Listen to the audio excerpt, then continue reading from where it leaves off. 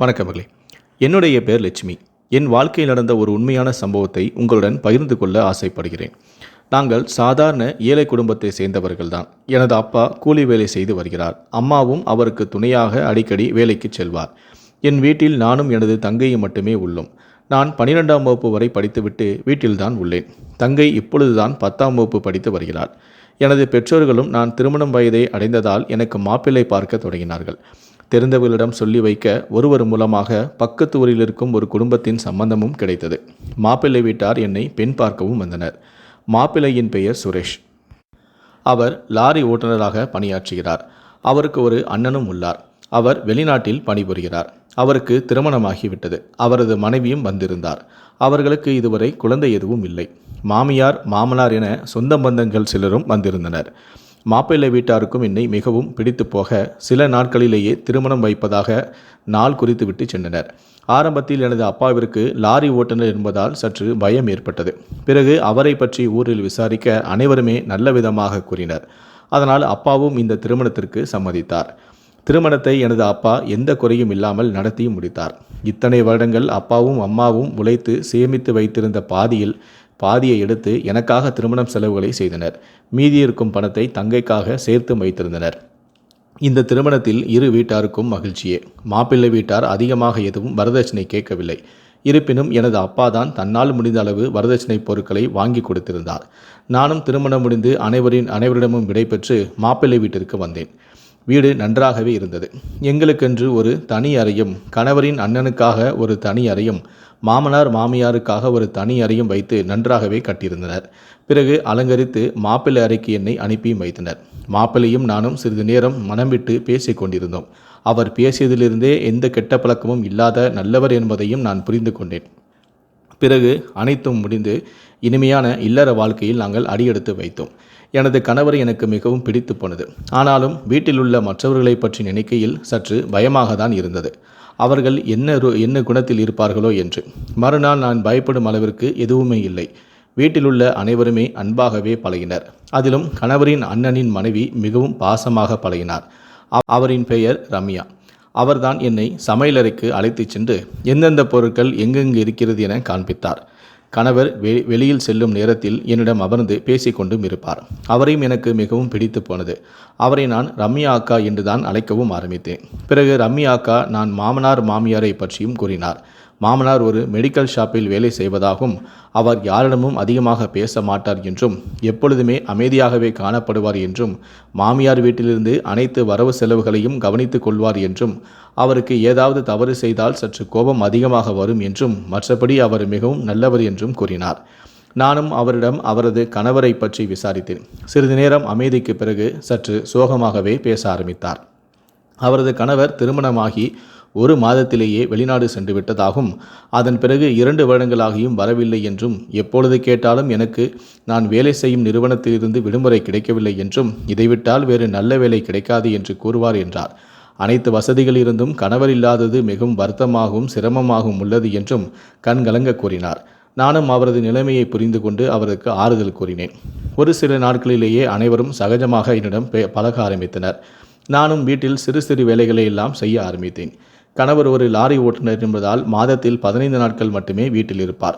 மீதமுள்ள நாட்களில் வெளி மாநிலங்களுக்கு பொருட்களை ஏற்றிக்கொண்டு சென்று விடுவார். அப்படிதான் திருமணமான 15 நாட்களிலேயே என்னை விட்டுவிட்டு சென்று விட்டார். எனக்கு அவர் சென்றதும் மிகவும் மனவேதனையாக இருந்தது. இவ்வளவு நாள் அன்பாக இருந்துவிட்டு பிரிந்து செல்கிறார் என்று அளவும் ஆரம்பித்தேன். ஆனால் ரம்யா அக்காவின் நிலைமையை பார்க்கும் பொழுது இது ஒன்றும் நமக்கு பெரிய வேதனை இல்லை என்பதையும் புரிந்து கொண்டு அமைதியாகிவிட்டேன். கணவர் சென்ற பிறகு முழுமையாக வீட்டு வேலைகளையும் செய்ய ஆரம்பித்தேன். ரம்யா அக்காவும் எனக்கு துணையாக வேலைகளை செய்து கொடுப்பார். சமைப்பதை மட்டும் அவர் பார்த்து கொள்வார். மற்ற வேலைகள் அனைத்தையுமே நான் தான் செய்து முடித்து விடுவேன். நேரம் கிடைக்கும் போதெல்லாம் ரம்யா அக்காவின் அறைக்கு சென்று அவருடன் அமர்ந்து பேசிக்கொள்வேன். அவரும் தன்னுடைய குடும்பத்தை பற்றியும் தன் கணவரை பற்றியும் அனைத்தையும் சொல்லி கொண்டு இருப்பார். கணவரின் புகைப்படங்களையும் காண்பிப்பார். அவரின் கணவர் எங்களின் திருமணத்திற்கு கூட வரவில்லை. நானும் அவருடன் 2-3 தடவை ரம்யா அக்காவின் தொலைபேசியிலிருந்து பேசியதுண்டு. நான் நினைத்ததை விடவும் வாழ்க்கை சந்தோஷமாகவே சென்று கொண்டிருந்தது. ஒரு நாள் இரவு உறக்கம் வரவில்லை. தவிர்த்து கொண்டிருந்தேன். 3 மணி ஆகியும் உறக்கம் வரவில்லை. வெயில் காலம் என்பதால் சற்று புழுக்கமாகவும் இருந்தது. நானும் மாடிக்கு சென்று கொஞ்சம் காற்று வாங்கலாம் என்று நினைத்து மாடிக்கு சென்றேன். மாடிப்படியிலிருந்து பார்த்தால் ரம்யா அக்காவின் அறை தெரியும். அவரின் அறை கதவு திறந்திருந்தது. இந்த நேரத்தில் எதற்காக அறை கதவு திறந்து வைத்திருக்கிறார் என்று நினைத்தேன். பிறகு நானாக காற்று வராமல் திறந்து வைத்திருக்கலாம் என்று நினைத்து விட்டுவேன். பின்பு சிறிது நேரம் கழித்து பார்க்க அறை கதவு மூடப்பட்டிருந்தது. இது எனக்கு பெரிதாக தெரியவும் இல்லை. பின்பு நானும் சென்று உறங்கிவிட்டேன். மறுநாள் வீட்டுக்கு உறவினர்கள் வந்திருந்தனர். ரம்யா அக்கா தான் அவர்கள் அனைவரையுமே வரவேற்று உபசரித்தார். அவரிடம் எனது மாமியார் ரம்யா அக்காவை பற்றி தான் அதிகமாக புகழ்ந்து கொண்டும் இருந்தார். தனது முதல் மகனை பற்றியும் வெகுவாக பாராட்டி தள்ளினார். என்னை பற்றி ஒரு வார்த்தை கூட பேசவில்லை. அது நான் பெரிதாகவும் எடுத்துக்கொள்ளவும் இல்லை. சம்பிரதாயத்திற்காக என்னையும் அறிமுகம் செய்து வைத்தார். பின்பு அவர்களும் சென்று விட்டனர். 2 நாட்கள் கழித்து நள்ளிரவு நேரத்தில் தண்ணீர் குடிப்பதற்காக சமையல் அறைக்கு வந்தேன்.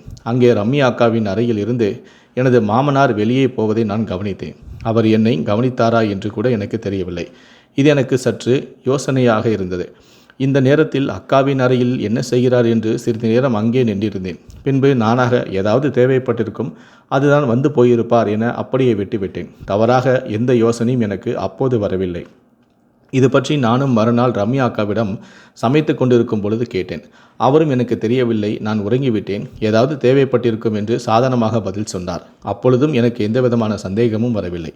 மறுநாள் ரம்யா அக்கா என்னிடம் வந்து, எனக்கு உடல்நிலை சரியில்லை, நீ சமையலை பார்த்துக்கொள், நான் ஓய்வெடுக்கிறேன் என்றார். நானும் சரி என்று சமையலை செய்ய ஆரம்பித்தேன். இதற்கு முன்பு சமையல் வேலையை ரம்யா அக்கா தான் கவனித்து வந்தார்.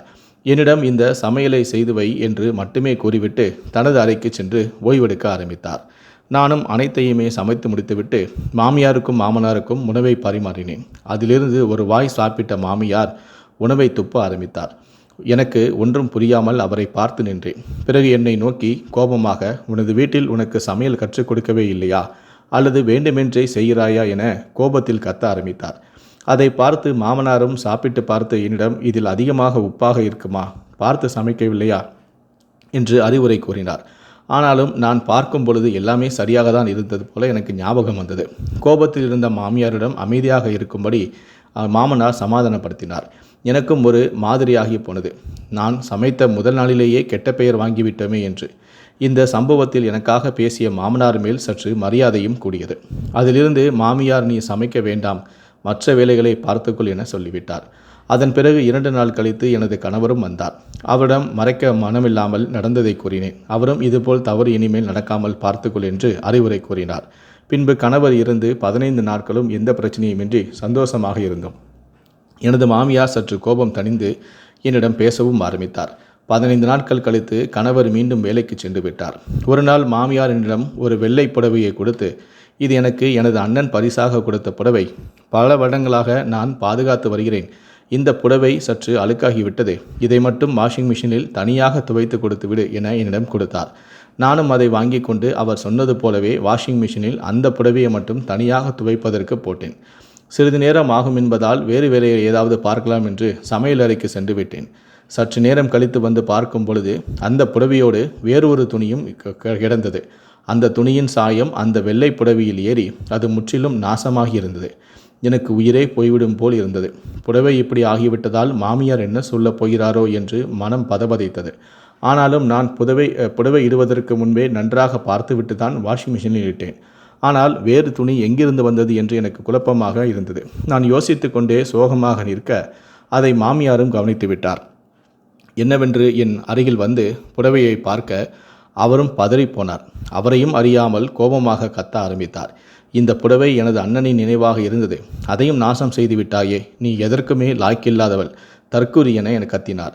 அந்த சத்தம் கேட்டு ஓடி வந்த மாமனார் அவரை சமாதானப்படுத்த முயல, உங்களுக்கு ஒன்றும் தெரியாது, ஓரமாக நில்லுங்கள் என்று கத்த அவரும் அடங்கி போனார்.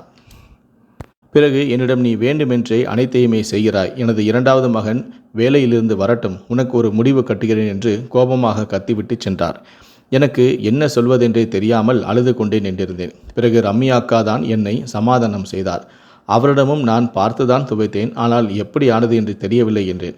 அவரும், நீ துவைப்பதற்கு முன்பே அந்த வாஷிங் மிஷினில் வேறு ஏதாவது துணி இருந்திருக்கும், நீ கவனித்திருக்க மாட்டாய் என்றாய். நானும் ஒருவேளை அப்படியாக தான் இருந்திருக்குமோ என்ற மனநிலைக்கு வந்துவிட்டேன். ஆனாலும் மாமியார் ஆசையாக வைத்திருந்த புடவையை நாசமாக்கி விட்டோமே என்று மனவேதனையும் பட்டேன். அன்று இரவு முழுவதும் நடந்த சம்பவத்தை நினைத்து உறக்க வராமல் தவிர்த்திருந்தேன். கணவர் வந்ததும் மாமியார் என்ன சொல்லப் போகிறாரோ என்றும் அதற்கு கணவர் என்ன செய்வாரோ என்றும் மனம் பயத்தில் உறங்க மறுத்தது. நள்ளிரவு நேரத்தில் தண்ணீர் தாகம் எடுக்கவே சமையல் அறைக்கு சென்றேன். போகும் வழியில் ரம்யாக்காவின் அறையில் இருந்து ஒரு ஆணின் சத்தம் வருவது போல தோன்றியது. அவரின் அறையும் உள்பக்கமாக பூட்டப்பட்டிருப்பதை கவனித்தேன். ஆனால் ஜன்னல் மட்டுமே லேசாக திறந்து வைக்கப்பட்டிருந்தது. நானும் யாராக இருக்கும் என்று ஜன்னலின் பக்கம் நின்று கூர்ந்து கவனித்தேன். அப்படி கவனித்த எனக்கு பேரதிர்ச்சியாக இருந்தது. ஏனெனில் அது என்னுடைய மாமனாரின் குரல். பூட்டிய அறையினுள் இருவரும் என்ன செய்கின்றனர் என யோசித்து கொண்டு சிறிது நேரம் நின்றிருந்தேன். பிறகு அவர்கள் என்னதான் பேசுகிறார்கள் என கூர்மையாக கவனிக்கவும் ஆரம்பித்தேன். ரம்யாக்கா மாமனாரிடம், இன்று நாம் அவர்களிடம் செய்தது மிக தவறு. அன்றுதான் அவள் சமைத்த உணவில் உப்பை அதிகமாக கலந்தோம். அதனால் அத்தையும் அவள் மேல் கோபப்பட்டார். இன்றும் அவள் மேல் அத்தை அதிகமாகவே கோபப்பட்டு விட்டார். தயவுசெய்து நமது உறவை இத்துடன் நிறுத்தி கொள்வோம். அவளுக்கு நம்மில் சந்தேகம் வந்துவிட்டது. எனது கணவருக்கும் உங்கள் மனைவிக்கும் தெரிந்தால் பெரிய பிரச்சனையாகிவிடும். தயவுசெய்து என்னை விட்டுவிடுங்கள் மாமா என்றார். அதற்கு எனது மாமனாரோ, நீ ஒன்றும் கவலைப்படாதே, இன்னும் சிறிது நாட்கள்தான், நீ பயப்பட வேண்டிய அவசியமே இல்லை. எப்படியும் எனது மனைவியிடம் அவளை பற்றி தவறாக சொல்லி தனி குடித்தனம் அனுப்பி வைத்து விடலாம். அதன் பிறகு நாம் எப்பொழுதும் போல சந்தோஷமாக இருக்கலாம் என்றார். சிறிது நேரம் அமைதிக்கு பிறகு எந்த சலனமும் இல்லை. பிறகு ரம்யா அக்காவின் முழங்கல் சத்தம் மட்டுமே கேட்டது. எனக்கு திருமணம் ஆனதால் அந்த சத்தம் எதனால் வரும் என்பதையும் நான் புரிந்து கொண்டேன். எனக்கு இப்பொழுதுதான் எல்லாம் தெரிந்தது. ரம்யாக்காவும் மாமனாரும் கள்ள தொடர்பில் உள்ளார்கள் என்று. நான் இருவரும் இப்படி செய்வார்கள் என்று நினைத்து கூட பார்க்கவில்லை. அவர்கள் சந்தோஷத்திற்காக என்னை சிக்கலில் மாட்டிவிட்டார்கள் என்றும் நினைக்கவில்லை. என்ன செய்வதென்றே புரியாமல் மாமியாரின் அறைக்கு சென்று பார்த்தேன். அவரின் அறை கதவு திறந்திருந்தது. உள்ளே சென்று பார்க்க மாமியார் உறங்கிக் கொண்டிருந்தார். நானும் அவரிடம் உண்மையை சொல்லிவிடலாம் என்று முடிவெடுத்திருந்தேன். மாமியாரை உறக்கத்திலிருந்து எழுப்புவதற்கு முற்பட்டேன். ஆனால் அவர் எந்த சலனமும் இன்றி உறங்கிக் கொண்டிருந்தார். வெகு நேரம் முயற்சி செய்தும் எந்த பலனும் இல்லை. எனக்கும் பயமாகி போனது. இவருக்கு ஏதாவது ஆகிவிட்டதா என்று. நானும் அறையை சுற்றி பார்க்க அங்கே ஒரு ஓரத்தில் தூக்க மாத்திரைக்கான கவர் கிடந்தது. அந்த மாத்திரையை பற்றியும் எனக்கு தெரியும். சில நேரங்களில் எனது அப்பாவும் உபயோகப்படுத்துவார். எனக்கு அப்பொழுதுதான் புரிந்தது, எனது மாமியார் தூக்க மாத்திரை சாப்பிட்டுவிட்டு தான் உறங்கிக் கொண்டிருக்கிறார் என்று. நானும் இதற்கு மேல் இங்கு இருப்பது வீண் என்பதை புரிந்து கொண்டு வேகமாக எனது அறைக்கு வந்து படுத்தும் கொண்டேன். சிறிது நேரத்தில் பொழுதும் விடிந்தது. காலை அனைவரும் எப்பொழுதும் போல அவரவர் வேலைகளை பார்க்க தொடங்கினர். ரம்யாக்காவும் எந்த சலனமும் இல்லாமல் அவருடைய வேலையை பார்த்து கொண்டிருந்தார். மாமனாரும் எப்பொழுதும் போல தான் வேலை செய்யும் மெடிக்கல் ஷாப்பிற்கு கிளம்பி சென்று விட்டார். நானும் யோசித்தேன், இதை பற்றி மாமியாரிடம் சொன்னால் நேற்று திட்டியதற்கு அனைவரின் மேலும் பழி சுமத்துகிறாயா என்று கோபப்பட வாய்ப்புள்ளது. என்ன செய்யலாம் என்று யோசித்து ஒரு முடிவுக்கு வந்தேன். அதன்படி கணவர் வரும்பொழுது காத்திருந்தேன். நானும் எனக்கு தெரிந்தது போல காட்டிக்கொள்ளாமல் சாதாரணமாகவே இருந்தேன். கணவரும் 2-3 நாட்களில் வந்துவிட்டார். அவர் வந்த 2-3 நாட்கள் அவரிடம் நான் எதுவும் கூறவில்லை. பிறகு ஒரு நாள் இரவு மெதுவாக அவரிடம் அன்று நான் கண்ட காட்சியை கூறினேன். நான் அவர் எனது பேச்சை நம்புவார் என நினைத்தேன். ஆனால் நடந்ததோ வேறு. நான் சொன்னதை கேட்டு கோபப்பட்ட அவர் வேகமாக எனது கன்னத்தில் அறைந்து விட்டார். பிறகு அவர், உன்னை என்னுடைய அம்மா திட்டியதற்காக நீ அடுத்தவர்கள் மீது பழி சுமத்துகிறாயா? எனது அப்பாவும் அண்ணியும் அதே போல் ஆட்கள் கிடையாது. வீணாக பழி சுமத்தி எங்கள் குடும்பத்திற்கு அவமானத்தை தேடி தந்து விடாதே என்று கத்தினார். அவர் பேசியதை நான் பெரிதாக எடுத்துக்கொள்ளவில்லை. காரணம், இதைதான் எதிர்பார்த்தேன். என்னதான் மனைவியாக இருந்தாலும் பெற்றவர்கள் தவறை சுட்டிக்காட்டும் பொழுது அவர்கள் அதை ஏற்றுக்கொள்ள மாட்டார்கள் என்பது எனக்கு நன்றாகவே தெரியும். ஆனாலும் நான் விடுவதாக இல்லை. ஏதோ தெரியவில்லை, அவர்கள் செய்யும் அசிங்கத்தை எப்படியும் கணவருக்கு நிரூபித்து காட்டிவிட வேண்டும் என்று நான் நினைத்தேன். நானும் தொடர்ந்து விடாமல் என் கணவரிடம் இதை பற்றி கூறிக்கொண்டே இருந்தேன். அவரும் சில சமயம் கோபப்பட்டார். ஒரு கட்டத்தில், சரி, உனக்கு நான் ஒரு வாய்ப்பு தருகிறேன், நீ சொல்வது உண்மை என்றால் எனக்கு நிரூபித்து காட்டு என்றார். அதன்படி ஒரு திட்டம் தீட்டி எனது அம்மா அப்பாவிடம் கணவர் வீட்டாரை விருந்துக்கு அழைக்கும்படி கூறினேன். அவரும் நான் சொன்னது போலவே எங்கள் வீட்டிற்கு வந்து விருந்துக்கு அழைத்தார்கள். வீட்டிலுள்ள அனைவரும் விருந்துக்கு புறப்பட ரம்யா அக்கா மட்டும், நான் வீட்டை பார்த்து கொள்கிறேன், நீங்கள் மட்டும் சென்று வாருங்கள் என்று அனுப்பி வைத்தார். அப்பா வீட்டில் விருந்தும் சிறப்பாக நடந்து முடிந்தது. பிறகு எங்களை இன்று இரவு இருந்துவிட்டு நாளை செல்லலாம் என்று வற்புறுத்தினார். மாமியாரும் எனது கணவரும் சம்மதித்தார்கள். ஆனால் எனது மாமனார் மட்டும், நாளை காலை எனக்கு ஒரு முக்கியமான வேலை உள்ளது, நான் மட்டும் செல்கிறேன் என்றும் நீங்கள் இருந்துவிட்டு வாருங்கள் என்று புறப்பட்டு சென்று விட்டார். இதை நான் எதிர்பார்த்ததுதான். இரவு நேரமும் நெருங்கியது. எங்கள் குடும்பத்தார்கள் அனைவருமே பேசிக் கொண்டிருந்தோம். பிறகு அவரவர் அறைக்கு உறங்கச் சென்று விட்டனர். எனது மாமியார் மட்டும் உறக்கம் வரவில்லை என்று புலம்பிக் கொண்டிருந்தார். எனக்கு மட்டுமே தெரியும் அவருக்கு தூக்க மாத்திரை கொடுக்கப்படாததால் தான் உறக்கம் வரவில்லை என்று. நள்ளிரவு நேரத்தில் எனது கணவரிடம், நான் அன்று உங்களுக்கு சொன்ன விஷயத்தை நிரூபித்து காட்டுகிறேன், தயவுசெய்து நான் சொல்வதை கேளுங்கள் என்றேன். புரியாமல் கோபத்துடன் என்னை பார்த்து கொண்டிருந்தார். பிறகு அவரிடம், உங்கள் அம்மாவிடம் சென்று நாம் இப்பொழுது கிளம்ப வேண்டும், உங்களுக்கு நாளை காலை முக்கியமான வேலை இருப்பதாக கூறி அவரையும் அழைத்து கொண்டு வாருங்கள், இப்பொழுது நம்முடைய வீட்டுக்கு புறப்பட வேண்டும் என்றேன். கணவரும், இதுதான் உனக்கு கடைசியான வாய்ப்பு, இதில் மட்டும் ஏதாவது நடக்கவில்லை என்றால் என்னை தொந்தரவு செய்யக்கூடாது என்று கோபத்துடன் கிளம்பிச் சென்று நான் கூறியதைப் போலவே அம்மாவிடமும் கூறி அவரையும் சம்மதித்தார். பிறகு எனக்கு தெரிந்த ஆட்டோவை வரவழைத்து நள்ளிரவில் வீடு திரும்பினோம். போகும் வழியில் மெதுவாக எனது கணவர் அனைத்து விஷயங்களையும் எனது மாமியாரிடம் தெரிவித்தார். மாமியார் அதை நம்பவில்லை, மாறாக எனது கணவரிடமே கோபப்பட்டார். நேற்று வந்தவளை நம்பி அப்பாவையும் அண்ணியையும் பழி சுமத்துகிறாயே, உனக்கு வெக்கமா இல்லையா என்று கோபத்துடன் கடித்தும் கொண்டார். என்னையும் இதற்கெல்லாம் காரணம் நீதான் என்பது போல முறைத்து பார்த்து கொண்டே வந்தார். எங்களின் வீட்டு கதவு உள் பக்கமாக பூட்டியிருந்தாலும் வெளியில் சாவியை வைத்து திறந்து விடலாம். நான் ஏற்கனவே சாவியை எடுத்து வைத்திருந்ததால் சுலபமாக திறந்து கொண்டு மெதுவாக உள்ளே சென்றோம். வெளியே பூட்டப்பட்டிருக்கும் நம்பிக்கையில் ரம்யா அக்காவின் அறை கதவு திறந்தே இருந்தது. கோபமுடன் சென்ற மாமியார் அவரின் அறையின் விளக்கை எரிய விட்டார். அங்கே மாமனாரும் ரம்யா அக்காவும் அரைகுறை ஆடையுடன் படுத்திருந்தனர். அவர்களின் ஆடையை வைத்தே என்ன நடந்திருக்கும் என்பதை புரிந்து கொண்டார் என்னுடைய மாமியார். மாமியாரை பார்த்த அதிர்ச்சியில் இருவரும் தனது ஆடைகளை சரி செய்து கொண்டு பதட்டத்துடன் வெளியே வந்தனர். வெளியே வந்த மாமனாரை கோபத்துடன் அடிக்க ஆரம்பித்தார் மாமியார். எனது கணவர் சென்று தடுக்க அழுது கொண்டே கீழே அமர்ந்து விட்டார் மாமியார். பிறகு மகளைப் போல உள்ளவளிடம் எப்படி தவறாக நடந்து கொண்டாய், என்ன கேவலமான ஜென்மம் நீ என்று மாமனாரை திட்டவும் ஆரம்பித்தார். பிறகு ரம்யா அக்காவிடம், உனது அப்பாவின் வயதுடைய ஒருவனோடு எப்படி உனக்கு இது போல எண்ணம் தோன்றியது, என்னை நம்பி விட்டு சென்ற எனது மகனுக்கு நான் என்ன பதில் சொல்வேன் என்று நெஞ்சில் அடித்து கொண்டு அழுதார். அமைதியாக அழுது கொண்டிருந்த ரம்யா அக்கா மாமியாரின் காலை பிடித்து, அத்தை என்னை மன்னித்து விடுங்கள், ஆரம்பத்திலிருந்தே மாமா என்னை தொந்தரவு செய்து வந்தார், உங்களிடம் சொல்வதற்கும் எனக்கு பயமாக இருந்தது, கணவரும் வெளிநாட்டிற்கு சென்று விட்டதால் ஒரு கட்டத்துக்கு மேல் என்னால் என்னை கட்டுப்படுத்த முடியவில்லை, நானும் இது தவறு என்றும் பலமுறை ஒதுங்கியும் சென்றேன், ஆனால் மாமாதான் என்னை கட்டாயப்படுத்தினார், நான் செய்தது தவறுதான், அதற்காக என்னை ஒதுக்கி வைத்து விடாதீர்கள் என்று கதற ஆரம்பித்தார். அவர் அழுவதை பார்த்த எனக்கே ஒரு மாதிரியாகிவிட்டது. இதற்கெல்லாம் காரணம் நான் தான் என்று நினைத்து மனம் கலங்கி நின்றேன். எனது கணவரும் அதிர்ச்சியில் அவர்களையே பார்த்து கொண்டு நின்றிருந்தார். இதை அவர் எதிர்பார்க்கவே இல்லை. சிறிது நேரம் கழித்து மாமியாரும் அமைதியாகி தன்னுடைய முதல் மகனுக்கு தொலைபேசியில் தொடர்பு கொண்டு, உனது அப்பாவிற்கு உடல்நிலை சரியில்லை, உடனடியாக அனைத்தையுமே முடித்துவிட்டு கிளம்பி வந்துவிடு என்று கூறினார். அவரும் சரி என்று புறப்படுவதற்கு தயாரானார். அன்று இரவு முழுவதும் யாரும் உறங்கவில்லை. நான் ரம்யா அக்காவின் அறையில் படுத்து கொண்டேன். அவருக்கு தெரியாது அனைத்து திட்டத்தையும் தீட்டியவள் நான் தான் என்று. மறுநாள் சொன்னது போலவே எனது கணவரின் அண்ணன் வந்துவிட்டார். அவர் வந்து பார்க்க அப்பாவும் நன்றாக இருந்தார். குழம்பி போய், ஏன் என்னை அவசரமாக வரச் சொன்னீர்கள் என்று மாமியாரிடம் கேட்டார். அதற்கு அவரும், ஒன்றுமில்லை, உன்னை பார்க்க வேண்டும் போல தோன்றியது, எங்களுக்கு வயதாகிவிட்டது, எந்த நேரத்தில் என்ன நடக்குமோ என்று பயமாக உள்ளது, இனிமேல் நீ வெளிநாடுகளுக்கெல்லாம் செல்ல வேண்டாம், இவ்வளவு நாள் நீ எனக்காக அனுப்பிய பணத்தை தருகிறேன், அதை வைத்து சிறிதாக ஏதாவது தொழில் தொடங்கி இங்கேயே உனது மனைவியுடன் இருந்துவிடு, தேவைப்பட்டால் நமது வீட்டின் பத்திரத்தையும் தருகிறேன், அதையும் அடமானம் வைத்து எடுத்துக்கொள் என்றார். நடந்த விஷயங்களை பற்றி யாரும் எதுவும் அவரிடம் கூறவில்லை. அவரும் 2-3 நாட்களிலேயே தனியாக தொழில் தொடங்குவதற்கு ஏற்பாடையும் செய்தார். பிறகு மாமியாரும், நீங்கள் இருவருமே தனியாக இருந்து குடும்பத்தை நடத்தி கொள்ளுங்கள் என்று கூறி அவர்களுக்கென்று ஒரு வீட்டையும் பிடித்து கொடுத்து தனி குடித்தனமும் அனுப்பி வைத்தார். போகும்போது ரம்யா அக்காவை தனியாக அழைத்த மாமியார், பாரம்மா ரம்யா, நீ செய்தது தவறுதான், ஆனாலும் அதற்கு காரணங்கள் நாங்கள்தான், உன்னை தனியாக விட்டு சென்றது எனது மகனின் தவறு, உன்னிடம் அத்துமீறி நடந்து கொண்டது எனது கணவரின் தவறு, ஒரு பெண் என்றும் பாராமல் உனது உணர்ச்சிகளை புரிந்து கொள்ளாமல் மகனை கல்யாணமான 1 மாதத்திலேயே வெளிநாட்டிற்கு அனுப்பி வைத்தது என்னுடைய தவறு, எங்களையும் மன்னித்துவிடு, ஆனால் போகிற இடத்தில் நீ ஒழுக்கமாக நடந்து கொள்ள வேண்டும், எவ்வளவு கஷ்டமாக இருந்தாலும் கணவனுக்கு என்றும் துரோகம் செய்து விடாதே என அறிவுரை கூறினார்.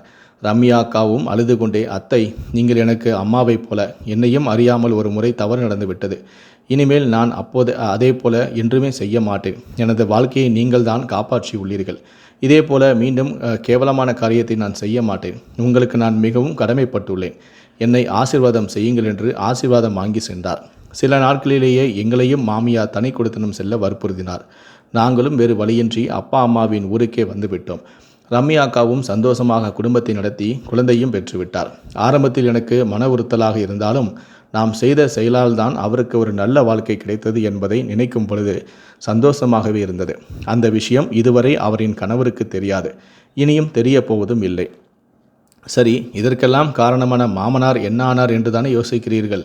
கடவுள் அவருக்கு தண்டனை கொடுப்பாரோ கொடுக்க மாட்டாரோ தெரியாது. ஆனால் என்னுடைய மாமியாரோ அவருக்கு தினம் தினம் தண்டனை கொடுத்து கொண்டு தான் இருப்பார் என்பது எனக்கு தெரியும். இந்த வீடியோவை பற்றி உங்களுடைய கருத்துக்களை கீழே இருக்கக்கூடிய கமெண்ட் செக்ஷனில் மறக்காமல் சொல்லுங்கள். முடிந்த அளவுக்கு இந்த வீடியோவை மற்றவங்களுக்கும் ஷேர் பண்ணுங்கள். மேலும் இது போன்ற பல வீடியோக்களை பார்க்கணும் அப்படின்னு வச்சிங்கன்னா மறக்காமல் சேனலை சப்ஸ்கிரைப் பண்ணுங்கள். நன்றி, வணக்கம்.